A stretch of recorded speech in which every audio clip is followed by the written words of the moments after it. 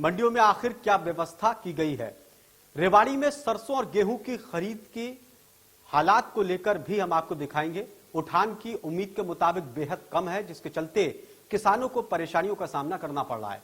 सरकारी सरसों की खरीद 10,344 क्विंटल, प्राइवेट खरीद 82,000 से ज्यादा हो चुकी है, लेकिन उठान उस हिसाब से नहीं हुआ जिस हिसाब से खरीद हुई है।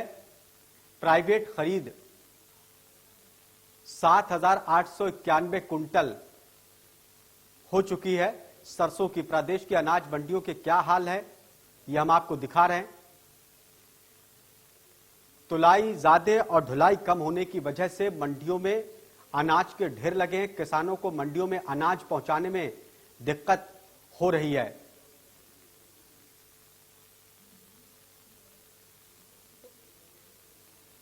हम रेवाड़ी की नई अनाज मंडी में खड़े हैं। लगातार गेहूं और सरसों उपज की खरीद लगातार चल रही है और कहीं ना कहीं किसान अपनी उपज लेकर पहुंच रहे हैं। जिस तरह से तापमान 40 डिग्री के पार गया, कहीं ना कहीं क्योंकि उपज अब पूरी तरह से सूख चुकी है, क्योंकि बारिश व ओलावृष्टि के चलते फसल में बेहद ज्यादा नमी थी, इसके चलते किसान अपनी उपज नहीं बेच पा रहे थे।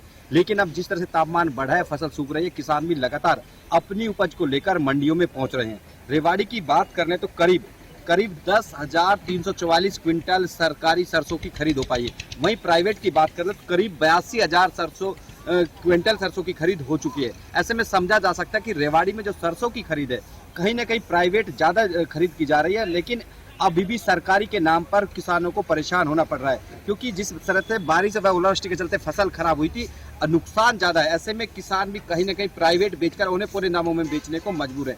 बात गेहूं की करते, रेवाड़ी में गेहूं की बात कर ले तो करीब 30,221 क्विंटल गेहूं की खरीद हो चुकी है। इसमें करीब 7,891 क्विंटल कहीं ना कहीं प्राइवेट एजेंसी की ओर से खरीद किया गया है। वहीं दूसरी ओर जिस तरह से बीते दिनों देखा गया था कि लिफ्टिंग की समस्या, उठान नहीं होना भी बड़ी परेशानी थी, जिसके चलते किसानों को परेशानियों का सामना करना पड़ रहा था। लेकिन अब रेवाड़ी नई अनाज मंडी की बात करें तो कुछ उठान हुआ है।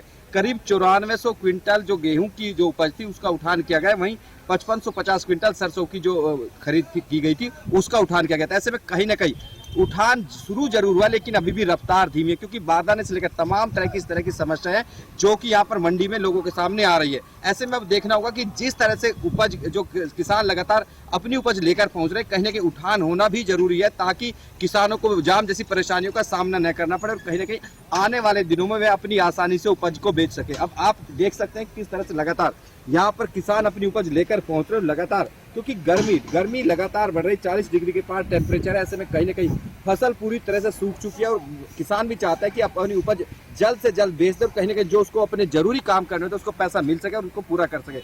ऐसे में देखना होगा कि जिस तरह बीते दिनों किसानों को परेशानियों का सामना करना पड़ा, कृषि मंत्री जेपी दलाल भी लगातार मंडियों में पहुंचे, रेवाड़ी मंडी में पहुंचे, तो लगातार मंडियों में पहुंच रहे हैं ताकि किसानों को कम से कम परेशानियों का सामना करने पड़े, कहीं ना कहीं राहत दी जा सके। रेवाड़ी से अमित विश्वकर्मा, इंडिया न्यूज, हरियाणा।